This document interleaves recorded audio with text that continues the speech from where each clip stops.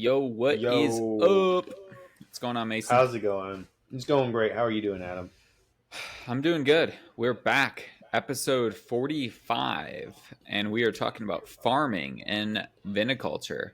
So, some Ooh, exciting and dirty topics tonight ooh. with the farming. So, before we jump into that, though, I want to do a little ad read for ourselves again because if no one else wants to sponsor us, we might as well sponsor ourselves.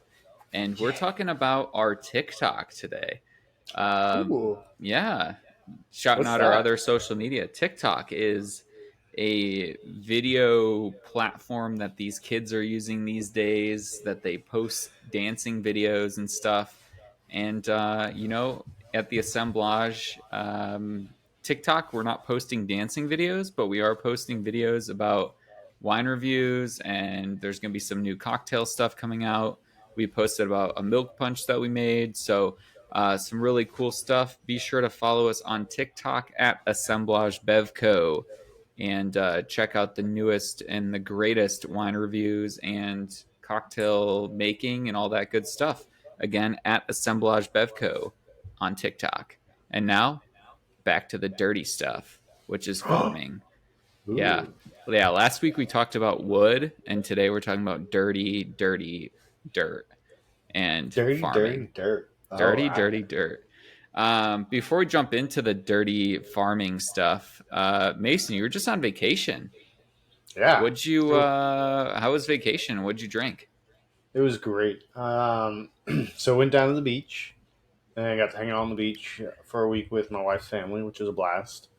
And I chose to drink whatever they purchased, whatever we brought, of course, but made a lot of blended cocktails over this time, Mm, which was a blast. Yeah. nice. I'm a What was big margarita kind of style, and you do a blended margarita on the beach. nice? Fantastic. So Very nice. I did almost everything balanced in terms of the amount of citrus to the amount of tequila to the amount of either triple sec or simple syrup if I was making a off beat the path kind of style Hmm. cocktail, and blended it all with about a cup of ice per drink roughly, and it just came out super smooth and super creamy or refreshing and delicious. You know what I'm saying? Nice. Yeah, that sounds great. I want a frozen margarita now. Although I'm not a big unless I'm at the beach, I don't drink a lot of frozen cocktails. Right, it's But hot. the beach is like the perfect place for frozen cocktails, so I respect the I, shit out of that. right, because like you have a frozen cocktail, it stays cold for super long because it's all frozen all the way down, and then Hmm. as it melts, you get enough water and alcohol mixture all in between while you're hanging out, baking in the sun. So you're not getting too drunk without getting watered down a little bit at the same time. You know, it's that perfect balance. Yeah, you gotta hydrate while you dehydrate. Exactly. Hell yeah. And then I And brought this lychee juice. It was just mm, beautiful to make a lychee martini or a lychee cocktail that was also blended. nice. That sounds good too. And I Yeah. know right now we kind of talked a little bit before the pod, but what are you drinking tonight? You told me already, but the listeners don't know. So what are you enjoying while we Yeah. record? Yeah. So tonight I am tasting my beautiful perfect Manhattan that has been aged in the barrel that we were talking about last time, which has been about 2 weeks now, aged in the barrel, which has been fantastic because I've done my week to week check, which is only two drinks so far. Well, three because I tasted it before going into the barrel, Hmm. and it's been pretty fun to just really enjoy to see how it smooths out, gains a little bit more vanilla. I'm actually gonna wait one more week and then pull about half of it and put it in my decanter, labeling it 3 weeks, and then gonna let the next bit age another, 3 or 4 more weeks, and then pull that out and put it in a different decanter and have that for a 7 week one, and then start over with a new cocktail in the barrel. Nice, nice. So what was your ratio that you decided on? Yeah, so I did 2 to 1. So two ounces of the bourbon to 1 ounce of the um, sweet vermouth, and then I did about to that ratio. I did about 2 to 4 dashes of the bitters, and I Okay, did Angostura orange bitters, and nice, then on top of all of that, I squeezed a little bit of fresh orange juice into it all. cool, So hell I give a yeah, little splash of citrus. very nice. Yeah. Yeah, So it's been really rounding out, which I really am enjoying quite a bit. yeah. Hopefully you save some for when I come up and visit. I don't know when that's gonna be, but and maybe it'll be your second or third batch of stuff. But And um, that'll be better, anyways. definitely looking forward to trying out whatever you've got cooking in that barrel. So I still have I've still got one over there, but it's got like our Olivia and I's wedding information on there. So I'm like, I don't know if I really want to like use it. That might just be a more decorative one, but I'm still definitely I'm way behind on my like I was like I'm gonna order another barrel. I'm gonna order all this stuff and I haven't done any of that stuff yet. So it's It's all coming. right. It'll It'll come. happen. And you know what? Even if you choose not to fill it with anything, that's a okay. Yeah. Decoration is always fun. Yeah, still nice decoration and all that good stuff. Yeah, and tonight I'm drinking another farmed product, agave. I'm drinking a little tequila tonic, so uh, Nice. pretty refreshing. Before that, I had a couple beers, so another farmed product in uh, grains and hops and all that kind of stuff. I had a couple Tropicalia from Creature Comfort, and now I'm having Oh some yeah. tequila tonic. So I'm feeling good. I'm feeling ready to record. It was a long fucking day at work today, so I am ready to enjoy some cocktails and do one of my favorite things, and that's record podcasts with you, Mason. So Right uh, on. you want to talk about some farming shit? Yeah. So we'll jump right in. You know, being this beautiful, beautiful world that we have here in that we're all living in, farming is a big deal because it, involves literally everything that we digest from. And things that we don't even digest. That's true. Yeah, you're right. It is for literally everything that we need in this world right now. Hmm. And just for some fun facts, some of the largest countries that produce food in the world, of course, the USA, but China being number one, USA number two, Brazil number three, and then India, Russia, France, Mexico, Japan as the tops. But you know, where do all that kind of come along? Is how much of the world is really involved in farming, and it's a surprising amount when I did some research. 37.6% of the world is dedicated to farming, and that is of the land that is like able to produce, which is I think a wild percentage. Yeah, But at the so same that's time, that's not not including like the oceans and stuff like that, right? And the correct. lakes. Okay. Yeah, so So all of land masses. okay. Hmm. That's I mean it's a lot, but it also seems like it could be more because of Right. like all the things that we need. Um but at the same time I feel like, there's so many houses and so many like cities and things like that, but I don't know. A part of me thinks it could be more, but I'm also not surprised, I guess Yeah. in that percentage.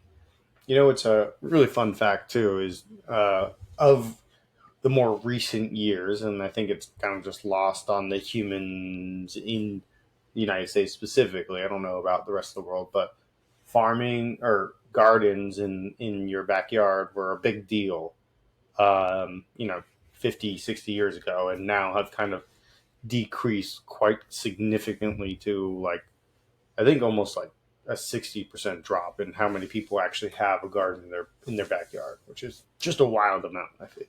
Yeah, that's crazy. I mean, I've never had a garden, so to speak, but when Olivia and I had our apartment, we had because we lived on the third floor of an apartment building, so we had like a couple of like planters on our little patio. So we would Yeah, grow like tomatoes and basil and it's fantastic. cilantro and like little peppers and stuff like that. But That's kind of the extent of my farming. I mean, besides Farmville on Facebook, like in like high school, elementary school, middle school, whatever it was, like I Yeah, used to fuck shit up on Farmville, man. yeah. Like, I I understand that. I remember Farmville very much and having way too much time to spend on that and spending way too much time on that for no reason, just to be like to my friends, guess what I got? and for nothing too, you know, For like nothing. I was looking through my Facebook memories because I love to look through that shit just to like look at all the cringy shit I posted when I was in high school. Yeah. And there was one thing, and I posted that I needed help finding my ducks or something like that. Like my ducks had escaped on Farmville. So I like posted, I made a Facebook post that popped up on my memories Uh, like, Adam needs help finding his ducks.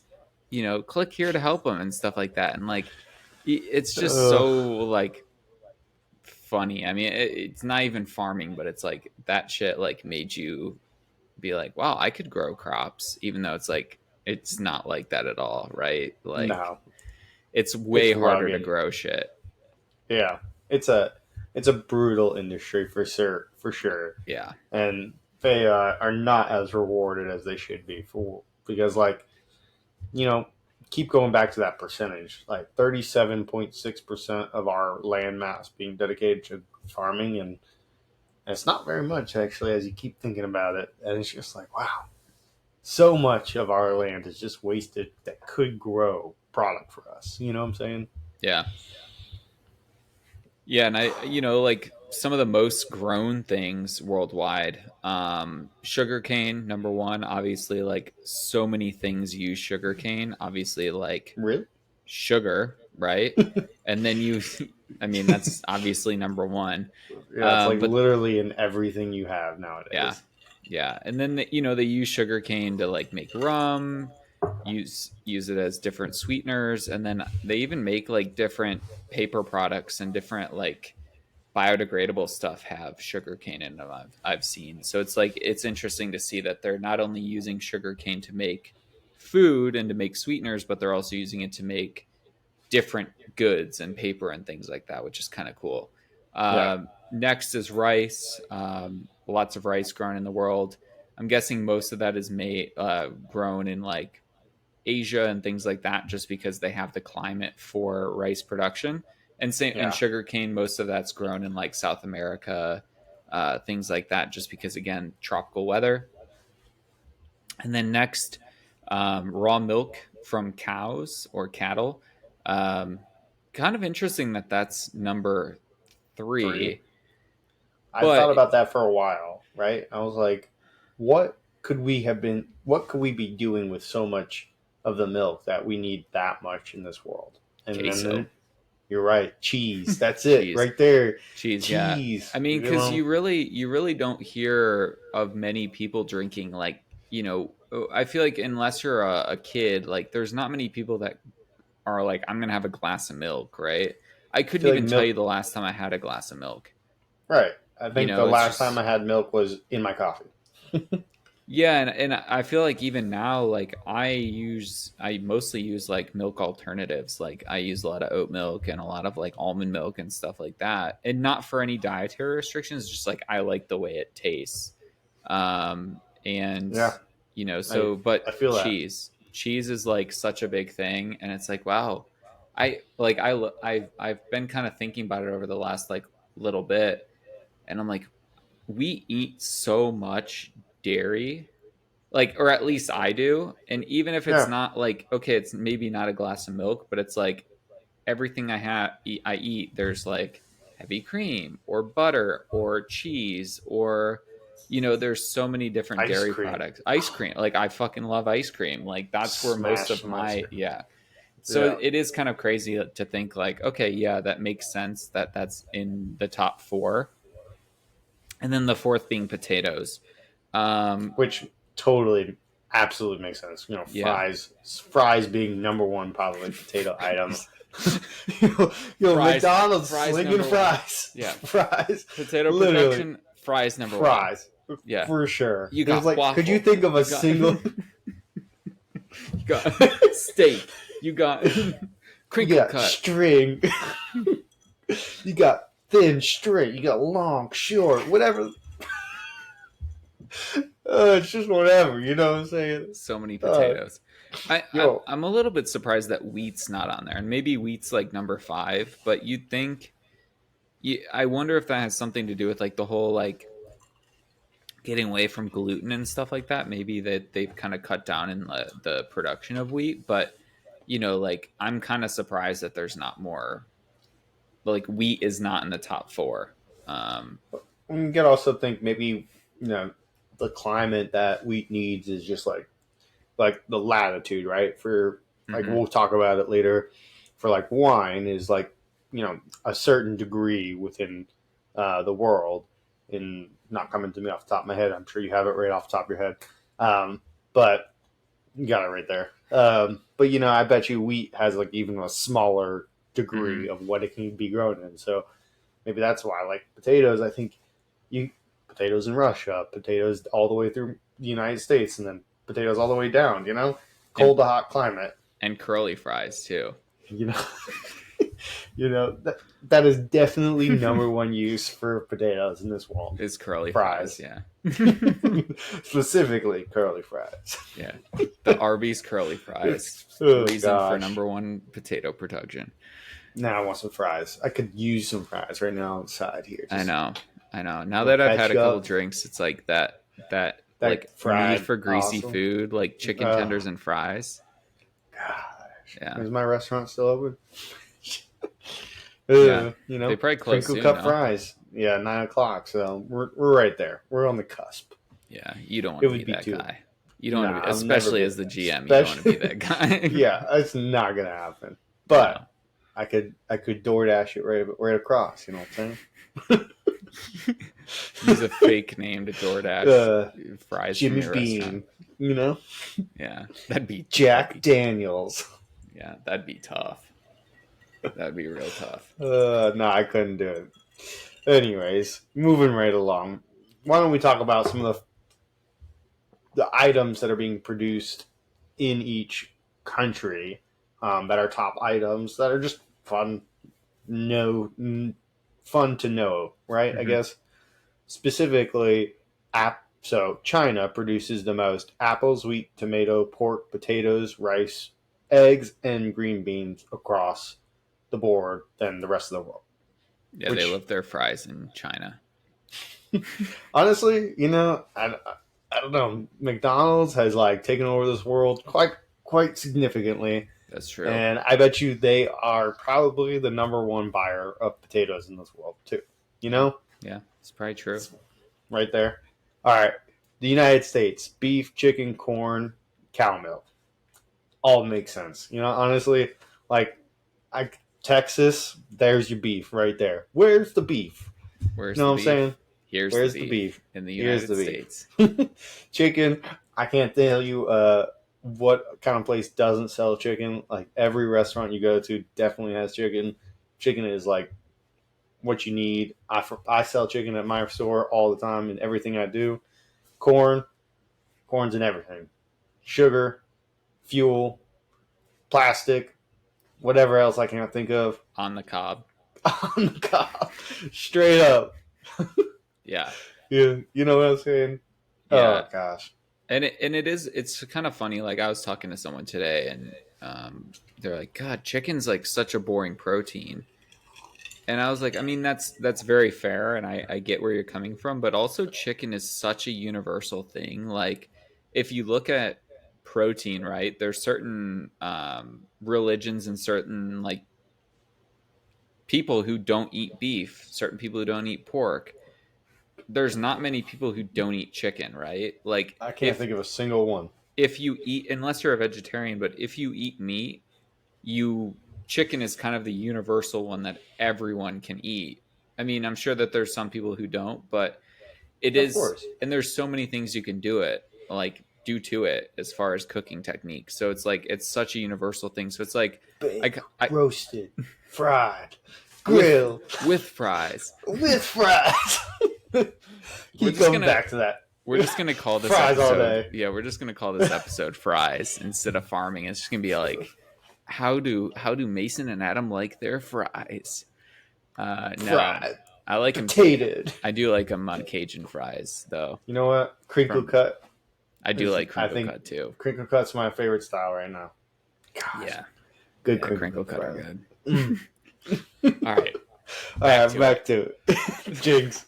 Oh gosh, I love it. All right, so Russia being sugar beets and barley, India being bananas, Canada with oats, which Hmm. oat milk. Yeah, love me some good oat milk. Anyways, and sugar cane with Brazil. And Nothing. I kind of want to touch on Canada, like being the lead producer of oats. So Yeah, you have, and like I know I say oats funny. It's just my oats. Midwestern accent. I say certain, like I don't Oats. think I have an accent, but then I'll be at Then you work and they'll hear be like, "Where are you from?" And I'll be like, "Oh, I'm water. from You know. yeah." No, I don't say wooter. I say Yeah, water. well, that's Pennsylvania. That's no, Water. that's Jersey. Maybe a little bit of both. It's fucking Jersey people. Anyway, Moving right along. but like it is kind of interesting that Canada is the leading producer of oats, and they supply 70% of the oats to the United States, which is crazy. Like That's a 70% of wow. their products go to the United States. And maybe that's because of proximity. I feel like we eat a lot of oats here. Yeah, Um, not only in like obviously oatmeal and things like that, but like oat milk, I feel like is super popular. I feel like more people probably drink oat milk than drink regular milk. yeah. So it is kind of I like, think I think go it's ahead. definitely like a rising like item. Like I have caught myself preferring oat milk more often Hmm. than not Yep. recently than any other choice in milk, Yeah, and is which it is just kind healthier? of Probably not, but I like the texture of it too. Like it's very viscous. it's almost like regular milk, but then possibly most likely a little healthier for you. Yeah, but also most likely probably not. Yeah, who knows what they're Yeah, throwing in it? You know, yeah. what But is okay listed versus what is actually in it? You know, right. those labeling laws. Yeah. That's another topic. Yeah. There's probably some hidden stuff, but I kind of want to jump into, that now that we've kind of talked through like the world of farming in a very brief summary, So just to kind of brief. give like a shout out to those farmers because it's such a hard industry. They're responsible for Making sure basically we everything. survive. It's like even industry uses a lot of stuff that the farmers have produced, and then they use that raw product to make everything. So, shout Literally. out farmers, especially local farmers that don't get the credit that they deserve, and they don't get Yeah. those government subsidies. Shout out to Support you. local. Support Support local. local when you can. We Yep. know, I get it. Money is a big deal. Can't always do it. Things are expensive, but if you can, please do. Yeah, definitely support local. And I kind of want to jump into, more of the wine side of things since we are a beverage podcast. I kind of want to talk Yeah. about the wine side, and obviously we're both big wine guys. Oh, these Um, grapes. Look at yeah, these and I mean, grapes. look at the shirts. So talking about how wine is grown, typically it needs a suitable climate, and with that being said, wine is a vine. So it can grow in hot climates. It can grow in climates that are maybe not suitable for other agricultural goods. It doesn't need a ton of rain to survive, whereas like a crop like corn or a crop like wheat or obviously like growing beef and chickens, you need a lot of water. Whereas grapevines, they actually Actually thrive. thrive on less water. Jinx. And A lot of these tonight.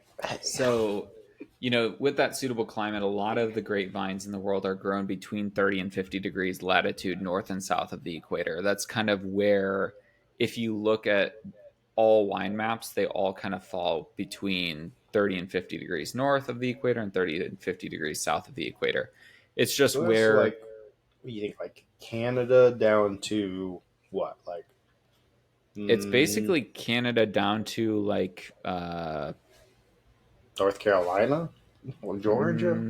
Like no, it's a it's little not bit super lower than that. suitable. It's more like Mexico. Mexico, And then south of the equator is more like somewhere in probably Latin Chile. America, probably like Chile, Argentina, things like that. And then if you wrap around to the other side of the world, like Australia, New Zealand, things like that.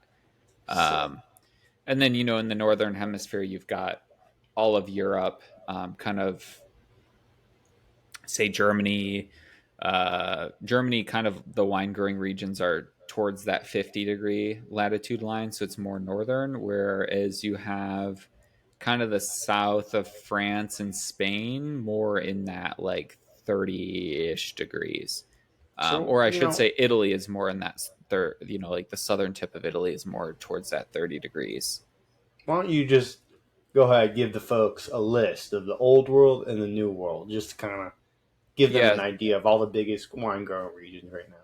yeah. So when you say old world and new world, it's typically Ooh, like oh yeah, typically what does that mean? speaking, huh? What does that mean? Yeah. What does it mean? I don't know. What does it mean? I didn't learn that when I was studying wine. I'm sure you didn't either. I did, but it was, very generalistic. What is old world? What is new world? That is always up to debate, but Yeah. the So main growing regions. the main growing regions in, like, hypothetically speaking, old world countries are kind of like the original wine growing countries, right? They've been growing wine for a long ass time. So in the old world, you have France, you have Spain, you have Italy, you have Germany, Portugal, Austria, uh, you have Hungary, Croatia, Greece. And then New World is kind of like the new kids on the block, the people who have been doing it for maybe Shots. the last 100 years, whereas Old World, they've been doing it for the last Five, six five, thousand, 600 years. I don't know, not a long thousands. time. Honestly, ancient Greece. Yeah, that's true. That's A where it's long from. I time, don't know, a very long time. a really long time, super old. Super. Uh, They're just the oldest people on the block, and are yeah, they making their best? Maybe, but maybe. maybe not. Yeah. Maybe not. New So style still good. yeah, that's true. New World, you've got, obviously the United States. And in the United States, you've got California as kind of the top dog. You've got Oregon, you've got Washington, you've got New York State, a little bit here and there in like Georgia and Michigan, places like that, but mostly California and Oregon, Washington, New York. Those are kind of like the four main places. You've got Australia, you've got Canada, Argentina, Chile, Mexico, New Zealand, and South Africa, as well as, you've got a couple, handful of other places as well, that are kind of all making Their presence known. yeah, exactly. But from a standard, without going on and diving way too much into it, those are kind of old world versus new world wine producing regions. But within those wine producing regions, obviously there's a ton of different grape varietals that are grown. Some of those grape varietals are grown in multiple places. Um, and, all of that kind of depends on the soil in each of those places. So I know in certain soils produce different styles of wine, or certain grape varietals thrive more so in certain types of soil. So Mason, like, I know you prefer a typical, like, when you hear, oh, this wine growing region has this soil, like, you like certain soils because of what they can do to wine. I don't That's kind of a weird way of Phrasing it, but it's all phrasing right. it, but I was trying to wrap my head around it, but I'm like, I've had now 3 drinks, and I'm I'm not feeling really good. thinking straight. So um talk about some fucking soil, talk about the dirt. Yeah, well, let's get our hands dirty. You know what I'm saying? Let's dig them into the ground. Feel up that dirt. Honestly, clay, silt, gravel, sand, limestone, slate. Those are the big ones. I'm sure there's a bunch more that I'm forgetting, but those are the big ones for the wine growing regions that vines prefer to grow on because of all the different things that they can truly do for the vines themselves or not do, whatever Hmm. it might be. Like sand being one that like really blocks off one of the biggest world phenomenons, which we go into a huge detail into. It's called phylloxera, in which just killed off a lot of vines, and that's a whole another topic. But like it prevented it, and so like what a great aspect of one of these great soils. And then limestone being something that I think really adds to grape varietals that have a really high acidity, and something that I particularly enjoy when it comes to a wine is my favorite style when it comes to that kind of crisp, clean kind of Hmm. flavor profile. But you go on and on and on. But one of the things that I think is super super cool is you know how different the same grape could be depending on where it was, what soil it was on, and then where it was grown in the world. And like that is a topic in its own where you go old world versus new world. Specifically saying like old world has like a lot of rules and regulations where the new world is just free to do whatever the fuck Yeah, they want. pretty Really, much. Yeah. like they haven't set direct laws where like you go to France and you're in a specific region, you can only produce one type of grape in this one area, no matter what, and that period.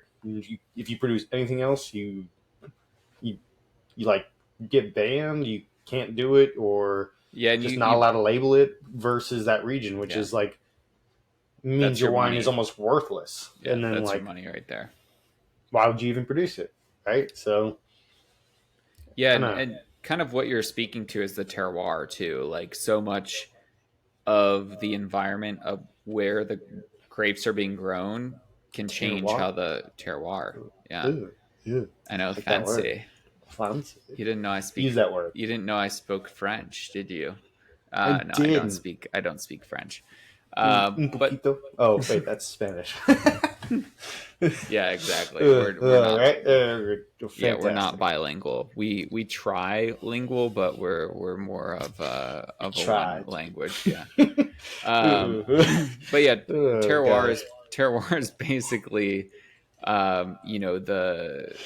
the kind of like sum of all environmental factors and how they affect how a finished wine tastes.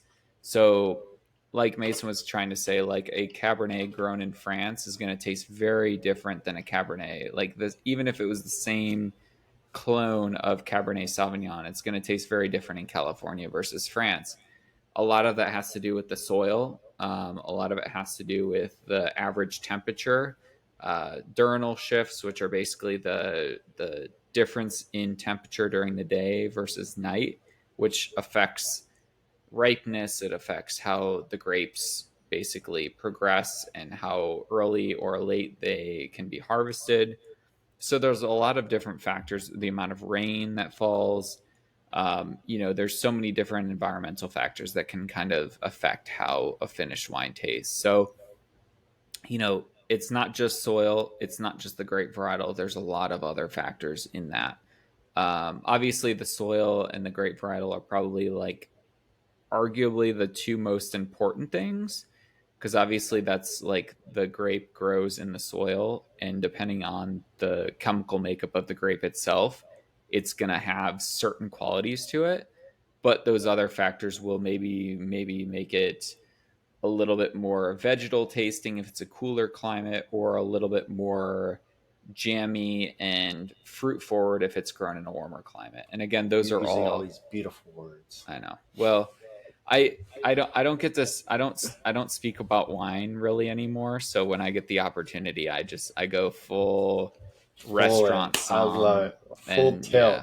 and You just crush it. I can see the tables that I talk to like losing it, and they're just like, "Can you just pour me my fucking wine? I don't care what the soil is, or I don't give a fuck Yeah, about terroir."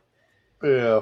But then you get those one in a million that go, ooh, and then you start talking, they go, ooh, and then they start talking more Tell and me go, more. ooh, ooh, Yeah, ooh, you're like, "Do and we they just keep getting, become best friends?"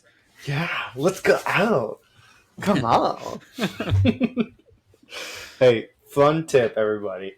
terroir. If you don't like a wine, but you don't want to be rude to your host, you can always say, this wine has a beautiful terroir, and you'll click instantly with them. They'll make them feel good, and you don't have to give them anything.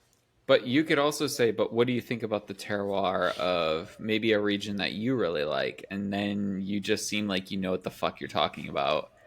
Even though if someone said that to me, I'd be like, did you listen to the Assemblage Beverage podcast? Because that Maybe seems like a real fishy question because you haven't known anything else I'm talking about, but now you're throwing out terroir. you tune out that word, that snap. Like, You getting it? I'm Oh, like, you had me lost, but now I'm perplexed. So, you've got me hooked. what are we talking Um, about? yeah, and also kind of, speaking into terroir, like terroir has a lot to do with the season of grapes too, and like when they're harvested. So depending on the hemisphere, whether you're north of the equator or south of the equator, there's different harvest dates. So typically, because essentially it's like flipped, like in the northern hemisphere it's Summer, while summer, the but in the southern hemisphere it's winter right now. and So it's then flip kind it. of flip flopped, I guess. So in the northern Fun hemisphere, fact there, real quick. Christmas, one of my favorite times of the year, right? Summer in the southern hemisphere. yeah, which is Christmas crazy. in the summer. Yeah, which is What? crazy. Wild. Anyways, back to it. Yeah, so in the northern hemisphere, most harvest happens between August and October. So that's kind of when, again, depending on where you're at, your latitude, elevation, all that kind of. There's so many different factors, and that's another thing that factors into terroir is your elevation too, because it affects temperature and all that kind of stuff. So, and then in the southern hemisphere, it's typically between February and April. So it's kind of interesting, and especially when I was selling wine a lot, I would be selling wine and I'd be buying wine, and then all of a sudden it would be like May, and I would get a New Zealand Sauvignon Blanc that would already, like, this happened last year. So it's 2022. It's May of 2022, right? Harvest in the Northern Hemisphere doesn't start until August, which means you're really not going to get any wine until October on the early end, depending on the style of wine, If that. depending on aging. And that might be quick. But Yeah. I'm sitting there and I get in a New Zealand Sauvignon Blanc and I'm looking at it and I'm like, this already has 2022 on it. Like, that's weird. But then I was like, oh, Southern Hemisphere. Obviously it's a grape varietal that doesn't need to age very long, and it's best released fresh. So it's just kind of funny to see like how you're kind of getting that new wine, even though the harvest hasn't happened at home. It's like you're still getting something that you're like, oh wow, I wasn't even expecting to get a wine with this year's vintage on it yet. Yeah. I think it's something very fun, especially if you have experienced year to year wines and tried a lot of different vintages and varietals and give yourself something that you're like super old and then super fresh. I think it's Mm-hmm. that fun balance and something that like almost having it right from the barrel kind of status, right out of the winery itself. Something a lot of fun. Yeah, and I'm like I'm weird about it because I'm almost like I don't trust it. Like that's kind of how I think about it. But I also as I've gotten older and as I've like drank a lot more wine, old wine doesn't always mean good wine. And I think that's really important, kind of like not really a farming note, but just more so like a public announcement. Like a lot of the times when I was learning about wine, I'm like, oh, old wine automatically means good and more complex. Not necessarily. Like if you there is a point of no return where at a certain You point in turn to the wine's vinegar. lifestyle or the lifespan, it's only getting worse. So, there's nothing wrong with new wine. Obviously, there's certain wine styles that benefit from a little bit of age, but certain wine styles like Pinot Grigio or Sauvignon Blanc or things like that typically are best drank young, and they're meant to be drank young. They're meant to be drank while you're maybe waiting for your bigger, fuller bodied wines to age. So it's not always a bad thing to get excited about young wine, which is something that I'm starting to learn more about and just try and live in the moment, so to speak. I love it. I'm So also I'm also feeling fucking fantastic right now. I'm like I don't know what's going on, but the beers and the tequila are hitting. hitting, I Yeah, love it. yeah, I'm so sad my cocktail is gone. I am on to water and whatever's left in this little bit. That's just kind of like juice. yeah, But let's talk about the grape varietals. yeah. Great varietals. What are they? What are they? We've got Cabernet, Merlot, Tempranillo, Shiraz, or Syrah, whatever you want to call it, depending on where you're from. Hmm. Pinot Noir, Sauvignon Blanc, and Chardonnay as the top ones. Now, there are hundreds more, If if not not thousands. thousands. Jinx. Again, we're on it tonight. We're on top of it. You know, this is how it is. We are not planning this, folks. This is just happening. It's that mental connection. It's that brotherly love. You know what I'm saying? Yeah. Anyways, right We back we to it. just Mason and I spent way too much time together in college. Like Ugh, we were inseparable in college. We did everything. So literally yeah, even everything. We even it, go to the bathroom. yikes. That is nope. Just kidding. Just Definitely kidding. not. Just Definitely not. kidding. That's one thing we definitely didn't do. But Oh no, but it gosh. is it is kind of funny to like think, because Mason, that's been not to get too off topic, but that's been what we graduated 6 years ago now, which is Wild. crazy. So I'm like just it's like, been 6 years since we've really spent a whole lot of time together. I mean, we've seen each other since, but yeah, but it's not enough. But and also definitely not. But it's also like you go from seeing each other every single day, like having class together, studying, partying, working everything. together. Like we did a lot of shit together. And then Yeah. you go to like seeing each other. I mean, we went years without seeing each other in person. We've been fortunate enough in like the last year and a half that we've seen each other a handful of times, like just how life works. But it's interesting that we're still on the same wavelength as far as we're still jinxing each other.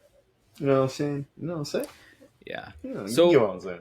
of those grapes, and maybe there's different ones that you prefer, but what are kind of your top grapes that you're into? Is that? Are we talking about the question? No, not yet. No. Not All yet. right. No. All right. Question's a subset off of that question. All right. All right. All right. Well, what am I into? Well, one of the wines I'm into, which is not listed, is Riesling. You know, Mm-hmm. I'm not sure why it isn't a top grape. I wholeheartedly believe it should be. And the other one is Chenin Blanc. You know, Mm-hmm. two grapes I really, really love because normally they're really super clean and they're high acid style wines. And, Yep. you know, I think Riesling gets a bad rap sometimes being just a sweet wine and only a sweet wine when it's totally not. As you try more and more, like super clean, super refreshing, depending on where you get it from. Um, for some reason, the levels are just kind of escaping my mind exactly. But Trocken being one of the dry versions style, you know, is like, you know, you get a Riesling style, and you're like, oh, Trocken from Germany, oh, clean, refreshing. Not expecting that sweetness, beautiful. But you know, if I'm gonna go back over to the red style, Pinot Noir, uh, Nebbiolo, which again Mm-hmm. not listed. I don't know Mm-hmm. why. I like those lighter reds, clean, refreshing. I don't know why. I want something that has, like, I want to keep sipping back. I'm not a big heavy wine drinker, but I do appreciate them because every wine has a certain food, certain item. You know, I could just go on and talk. That's the problem and the beauty of wine is it's just free flowing. You know what I'm saying? Yeah, there's a lot out there. Yeah, and for me, man, I I love Nebbiolo, like you said, Barolo and Barbaresco. Obviously, I've talked about that a lot in this podcast, and like I love, even if it's just a Lange Nebbiolo, like just something that's easy drinking. I love how light but heavy and tannic Nebbiolo can be. Love Sangiovese, both for obviously Chianti, but then Brunello de Montalcino. Again, just a totally different style, like very. I hate to say light, but it's heavier than Nebbiolo, but the tannins are lower. It's just a very different style of wine. And then the combination of Chardonnay, Pinot Noir, and Meunier in Champagne is just a dynamic trifecta. You know what? Um, I always forget about champagne, yeah, and I shouldn't. I should never forget about champagne. We talked yeah. about this. I had. Did I have champagne this weekend? No, we had some prosecco. The prosecco I drank this weekend was not very good, but Hmm. it was something that I've spent the weekend at my grandparents' house, and it was a bottle that their friends left behind. So it was just like It was there. we drank a lot of great wine this weekend. We actually kept the price point way down, which was kind of refreshing. I've been getting more into spending less money on my wine, which is good for a money saving standpoint, but it's also, I feel like I'm still getting used to that whole like they're just not as memorable,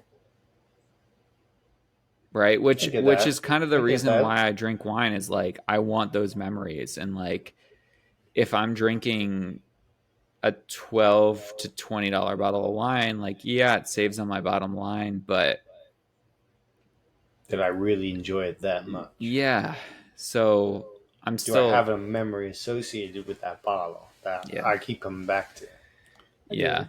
I So I'm get it. still, but we drank a lot of great wine. No champagne this weekend, but I think I'm gonna have some next weekend. So it's always a treat when you hear that.